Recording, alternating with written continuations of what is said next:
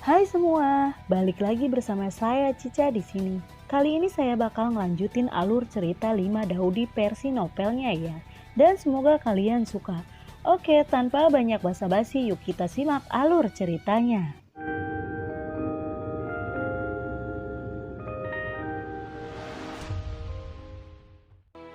Di cerita sebelumnya kembali Xiaoyan dan Yaolau membuat semua orang di Pavilion Qingyun benar-benar mendidih. Sebelumnya setelah melihat Xiaoyan dibunuh oleh Xiao Yichen, banyak orang tiba-tiba menjadi sedih dan semua orang merasa putus asa di hati mereka. Dan mereka tidak punya harapan untuk melawan Xiao Yichen. Namun pada saat ini, Xiaoyan kembali dengan selamat yang mengejutkan semua orang dan membuat semua orang gembira. Selama Xiaoyan ada, mereka akan merasa aman. Yaolau segera menjauh dari kerumunan, memasuki satu halaman di Pavilion Qingyun dan beristirahat dengan tenang. Dia telah banyak menderita selama bertahun-tahun dan inilah saatnya untuk beristirahat dengan baik. Namun Xiaoyan tampak khawatir. Di tengah sorakan itu, meskipun Xiao Yichen terbunuh, jika Xiao Yichen dibangkitkan lagi, Xiao Yichen mungkin telah memasuki ranah pertempuran abadi. Pada saat itu tidak mungkin baginya untuk melawan Xiao Yichen. Jadi dia harus memikirkan cara untuk menghadapi Xiao Yichen sesegera mungkin. Di puncak gunung di luar Pavilion Qingyun, Xiaoyan duduk dengan tenang menutup matanya dan tidak bergerak. Tidak jauh di belakangnya, 3 wanita cantik berdiri dengan tenang. Ketiga wanita itu adalah Yunyun, Xiao Xiao, dan Jian. Mereka menatap Xiaoyan dan kadang-kadang menatap kehampaan yang tak berujung. Seiring berjalannya waktu, ekspresi ketiga wanita itu secara bertahap menunjukkan ekspresi khawatir. Selama sebulan, Xiaoyan berkultivasi di gunung ini. Yunyun, Xiao Xiao, dan Jian tinggal bersama Xiaoyan selama sebulan. Selama sebulan ini, dengan Pavilion Qingyun sebagai pusatnya, semua orang dalam dengan cepat dievakuasi. Meskipun mereka enggan meninggalkan tanah itu, mereka harus pergi untuk bertahan hidup. Xiao Yichen telah melalui 9 kematian dan 9 nyawa, dan 9 kematiannya telah diselesaikan dengan sukses. Kebangkitannya kali ini pasti akan menjadi maju ke ranah pertarungan abadi. Pada saat itu Xiao Yichen pasti akan melancarkan balas dendam gila. Pada saat itu tidak ada seorang pun di benua Daoqi yang bisa melawan Xiao Yichen. Bahkan Xiaoyan pun tidak. Benua Daoqi akan menghadapi bencana, dan banyak orang akan mati di bawah pembunuhan gila Xiao Yichen. Untuk mengurangi korban, orang-orang dalam jarak puluhan ribu mil dari Pavilion Qingyun semuanya dievakuasi di tanah ini satu demi satu. Zhongzhou yang dulu makmur tiba-tiba berubah menjadi tanah tandus dengan sedikit orang. Ketika semua orang mulai mengungsi, Xiaoyan, Xiao Xiao, Yunyun, dan Jian, keempat kaisar yang bertarung memilih untuk tinggal. Xiaoyan ingin tinggal dan berlatih induksi Taisang yang diberikan Lindong kepadanya. Jika Xiao Yichen menyerang lagi, dia pasti telah dipromosikan ke ranah pertempuran abadi. Orang di ranah pertempuran abadi jelas bukan sesuatu yang bisa disaingi oleh Xiaoyan. Meskipun Xiaoyan telah bekerja sama dengan Lindong untuk mengalahkan perijilan, Xiaoyan tidak berpikir bahwa dengan kekuatannya sendiri, dia akan memiliki kemampuan untuk bersaing dengan Dao Xian. Oleh karena itu, Xiaoyan harus berhasil mengelola skill induksi Taisang dalam waktu sesingkat mungkin, merasakan kekuatan Taisang, dan menguasai embrio alam dari benua Daoqi. Hanya dengan cara ini, dia bisa bersaing dengan Xiao Yichen. Ini juga satu-satunya kesempatan Xiaoyan. Tetapi apakah begitu mudah untuk merasakan kekuatan dari Taisang? Selama sebulan penuh, Xiaoyan duduk di puncak gunung ini, tidak bergerak. Jelas dia tidak merasakan kekuatan dari Taisang. Melihat keterlambatan Xiaoyan, Xiao Xiao bertanya dengan cemas. Bibi Yun, apa menurutmu ayahku bisa menguasai induksi Taisang ini? Yun Yun lalu berkata dengan cemas. Sulit untuk mengatakannya. Aku harap Xiao Yichen tidak datang lebih awal sebelum Xiaoyan menguasai ini. Jian mengangguk dan berkata, aku harap juga begitu. Tepat setelah kata-kata Jian selesai, Yunyun, Xiao Xiao, dan Jian wajah ketiganya berubah pada saat yang sama, dan ketiganya berseru serempak. Apa? Aku, Xiao Yichen, kembali. Aku, Xiao Yichen, ingin menaklukkan seluruh benua Daoqi. Suara bergema perlahan di langit dan bumi. Kemudian awan iblis melonjak di langit. Awan iblis seperti tinta menutupi seluruh benua Dauki, membuat seluruh benua Dauki benar-benar ditelan kegelapan. Xiao Yichen telah menjadi iblis, ucap dari Yunyun terkejut. Ketika Yunyun, Jian, dan Xiao Xiao terkejut, awan ajaib di langit berguling dengan keras, dan bayangan sihir hitam perlahan muncul. Seluruh tubuh Xiao Yichen berada dalam bayang-bayang yang membuat orang merasa sangat ketakutan. Napasnya membuat seluruh benua Dauki bergetar. Pada saat ini semua orang di Kekaisaran Jiama, Zhongzhou, dan bahkan seluruh benua Dauki mengangkat kepala mereka dan melihat ke langit yang gelap dengan ketakutan yang mendalam di wajah mereka. Saat Xiao Yichen muncul, Yunyun, Jian, dan Xiao Xiao saling melirik. Ketiganya mengangguk. Kemudian segel di tangan mereka dengan cepat berubah. Pushen. Sidik jari 3 orang berubah dengan cepat. Dengan teriakan, Yunyun, Xiao Xiao, dan Jian mereka bertiga membentuk lingkaran di udara dan berputar dengan cepat. Pada akhirnya Xiao Xiao, Jian, dan Yunyun bergabung bersama. Dengan cara ini perpaduan dari ketiganya menggunakan skill bertarung pusi bisa dipanggil Xiao Jiun untuk saat ini. Untuk menghadapi Xiao Yichen, Xiao Yan harus siap. Oleh karena itu, dia telah lama mengajarkan skill bertarung pusi kepada Xiao Xiao, Jian, dan Yunyun. Setelah perpaduan Yunyun, Xiao Xiao, dan Jian, kekuatan Xiao Jiun tiba-tiba melonjak ke puncak Daodi. Xiao Jiun melangkah dan datang ke langit, menghadap Xiao Yichen dari kejauhan, dan berteriak, "Xiao Yichen, jika kamu melakukan terlalu banyak ketidakadilan, maka kami akan membunuhmu." Xiao Yichen tersenyum dan berkata, "Jika kamu melakukan terlalu banyak keadilan, kami akan membunuhmu." Kalimat ini tidak akan berhasil untukku. Siapa lagi yang bisa membunuhku di benua Dauki ini? Mulai sekarang, aku, Xiao Yichen, adalah penguasa benua Dauki. Mereka yang mengikutiku akan makmur, dan mereka yang melawanku akan binasa. Ucap dari Xiao Yichen. Xiao Yichen lalu berkata lagi, "Jika kamu menyerah sekarang dan tunduk padaku, aku bisa membiarkanmu hidup. Jika kamu bersikeras menjadi musuhku, maka kamu akan mati." Ucap dari Xiao Yichen. Xiao Jiun lalu berkata, "Aku tunduk padamu. Kamu bahkan tidak bisa memikirkannya." Ucap dari Xiao Jiun. "Baiklah kalau begitu," ucap dari Xiao Yichen. Kemudian sebuah telapak tangan hitam besar tiba-tiba muncul di atas Xiao Jiun dan kemudian menampar Xiao Jiun dengan keras. Kulit Xiao Jiun berubah. Tanpa ragu, cahaya menyilaukan dengan cepat menyala di telapak tangannya. Lalu dia mendorong tangannya ke atas. Duar! Dengan suara keras yang tak tertandingi, kedua telapak energi bertabrakan dan telapak energi yang diledakkan oleh Xiao Jiun hancur. Kemudian telapak tangan besar hitam itu langsung menampar tubuh Xiao Jiun.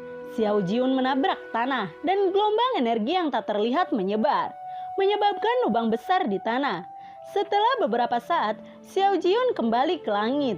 Pada saat ini, sedikit darah menetes dari sudut mulutnya. Dia menatap Xiao Yichen yang seperti iblis. Meskipun dia telah meningkatkan kekuatannya ke puncak Daodi melalui skill bertarung pusi, masih ada kesenjangan besar antara dia dan Xiao Yichen di alam abadi Daodi.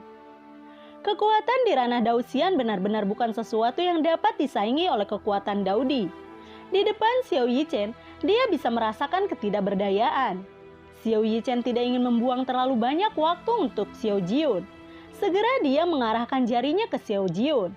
Seekor naga hitam besar muncul di tangannya dan kemudian membawanya bersama. Dia menyerang Xiao Jiun dengan kecepatan. Dalam sekejap mata, naga itu sudah melesat di depan Xiao Jiun.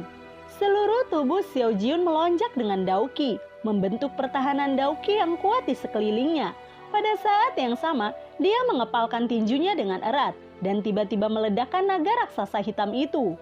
Duar! Naga raksasa hitam itu dengan cepat menerobos kekuatan tinju Xiao Jiun, menghancurkan pertahanan Daoki Xiao Jiun, dan menghantam tubuhnya tanpa ampun. Xiao Jiun membuat lubang besar di tanah lagi, namun dia segera naik ke langit. Pada saat ini seluruh tubuhnya berlumuran darah, dan napasnya sangat lemah. Tetapi untuk mengulur waktu bagi Xiao Yan, Dia hanya menahan rasa sakit dan bertahan. Pada saat ini Xiaoyan sedang duduk di puncak gunung, merasakan kekuatan dari Yang Maha Tinggi. Yang Maha Tinggi adalah kekuatan, Yang Maha Tinggi adalah hukum. Itu terlihat dan tidak terlihat, tidak dapat dilihat atau disentuh, tetapi itu membuat orang merasa seolah mereka dekat. Pada saat ini kesadaran Xiaoyan tampaknya telah menyatu dengan dunia ini. Gunung, sungai, bunga, dan tanaman, hutan, hari itu, tanah itu, semua melewati kesadarannya. Kemanapun pikirannya pergi, semua itu pergi kemanapun mereka mau. Perasaan itu seolah-olah dia bisa berkeliaran dengan bebas di benua Dauki, tanpa batasan ruang dan waktu. Pada saat ini segala sesuatu di sekitar Xiaoyan perlahan memudar. Tidak ada langit, tidak ada bumi, dan tidak ada pertempuran antara Xiao Yichen dan Xiao Jiun. Segala sesuatu di sekitarnya menghilang, dan kesadaran Xiaoyan menjadi kehampaan yang gelap. Di ujung ruang hampa adalah ruang yang paling primitif. Selama dia di sana, Xiaoyan pernah merasakan keberadaan Taisang. Bisakah Xiaoyan menguasai Taisang? Setiap Taisang memiliki embrio planet, dan siapapun yang menguasai embrio planet dapat menjadi penguasa alam. Selama berabad-abad sangat sedikit orang yang mengetahui rahasia ini. Jika Lindong tidak menceritakannya kepada Xiaoyan, Xiaoyan tidak akan bisa mengetahui keberadaan embrio ini. Karena itu sepanjang zaman, sangat sedikit orang yang benar-benar dapat menguasai ini. Xiaoyan sedang berusaha menemukan lokasi Taishan embrio planet ini. Dapatkah dia berhasil? Xiaoyan memejamkan matanya dan datang ke tempat kekacauan kacau. Kesadarannya tampaknya telah bergabung ke dalam kekacauan kacau. Dan pada saat ini dia merasakan pemikiran seperti kehidupan.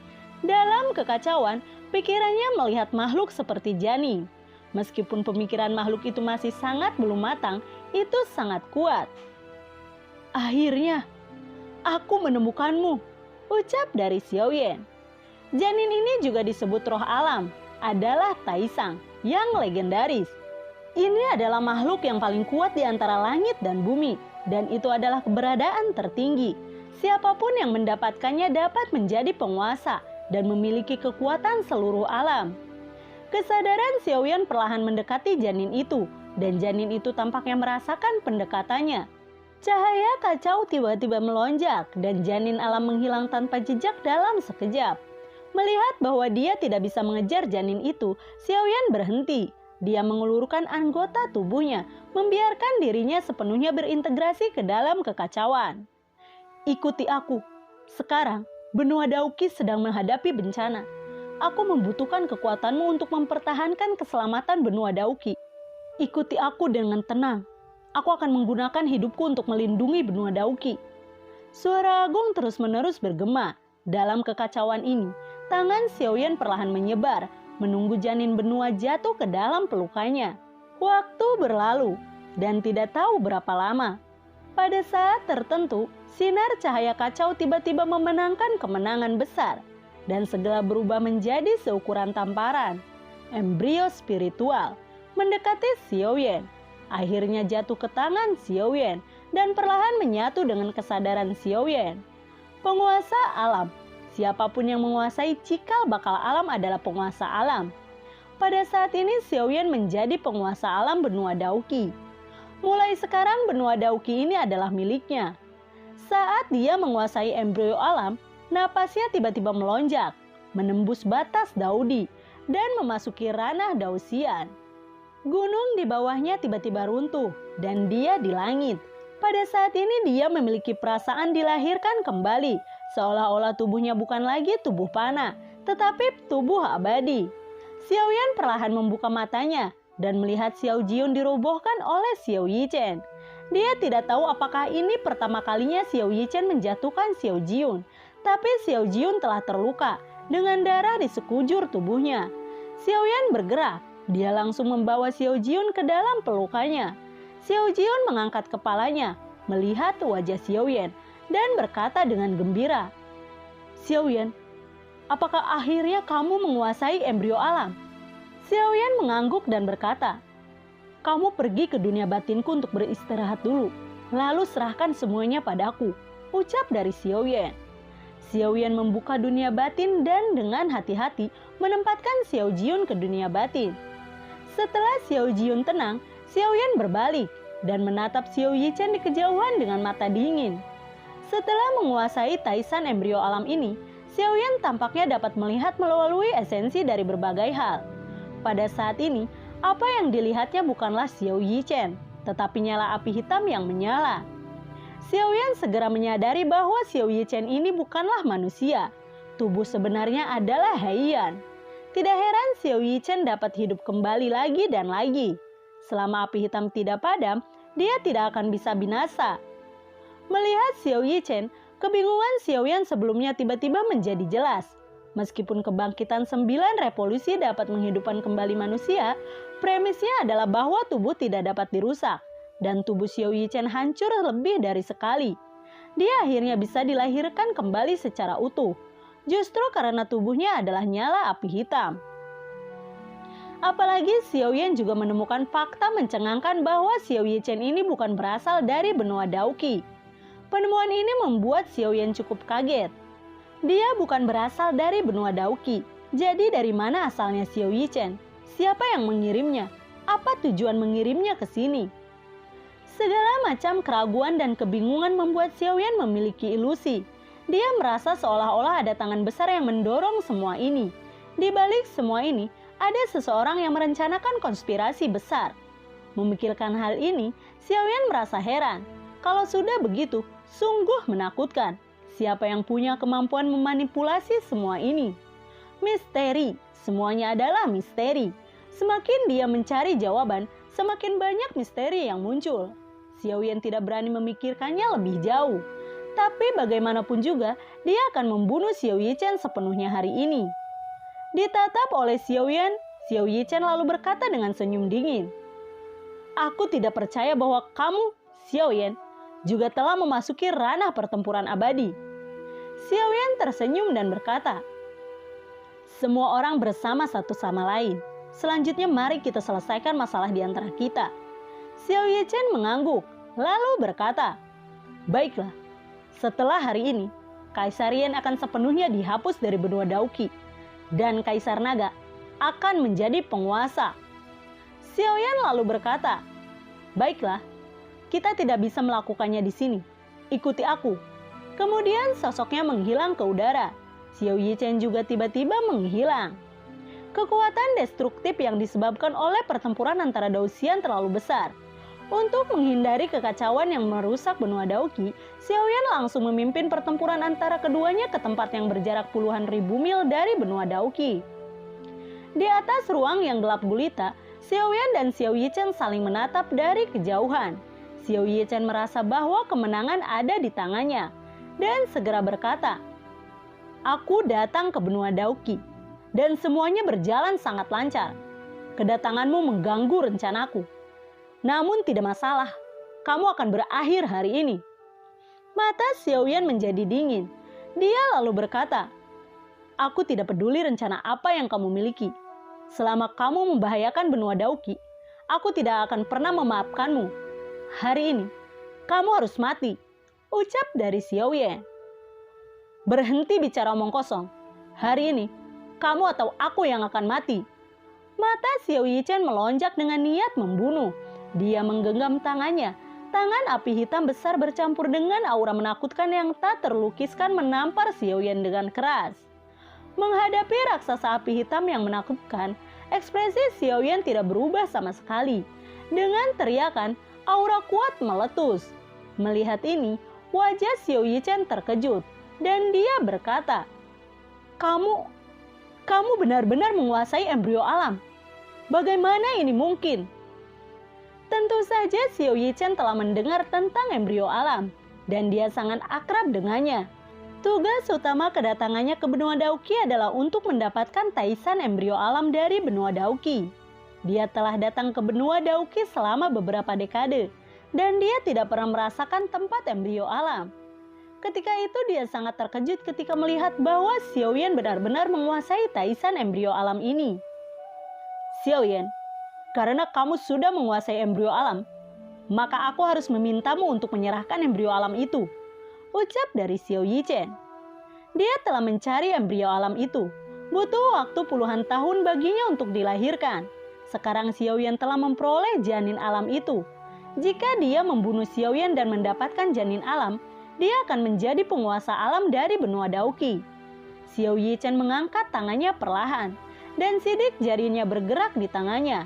Naga api hitam raksasa perlahan muncul di sekelilingnya, dan gelombang energi mengerikan terus keluar dari tubuh naga api hitam itu, menyebabkan ruang di sekitarnya runtuh terus-menerus. Naga api hitam ini ditransformasikan dari tubuh Xiao Yichen, memadatkan semua kekuatan Xiao Yichen, dan kekuatannya sangat menakutkan. Xiao Yichen yakin bahwa Xiaoyan dapat sepenuhnya dibunuh melalui naga api hitam.